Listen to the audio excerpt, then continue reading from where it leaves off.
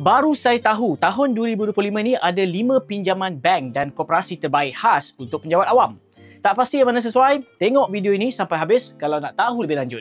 Yang pertama, pinjaman MBSB Bank menawarkan kadar terapung serendah 2.97% setahun, antara yang terendah di pasaran. Amaun pinjaman sehingga RM400,000 dan payout setinggi 98% dan tempoh pinjaman sehingga 10 tahun. Proses kelulusan di MBSB ini pula lebih kurang sekitar 3 hingga 4 hari bekerja. Yang kedua, Public Islamic Bank.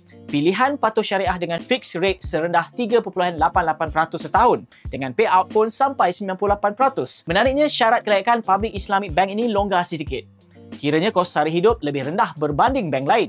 Jadi kalau komitmen luar anda tinggi sedikit pun, peluang lulus itu cerah. Seterusnya, M-Bank melalui kerjasama MCCM. Kelebihan utama pinjaman ini fixed interest rate sekitar 4.25% setahun dan payout sehingga 98%. Paling best kalau anda ada tunggakan PTPTN. Anda masih layak mohon pinjaman M-Bank MCCM ni.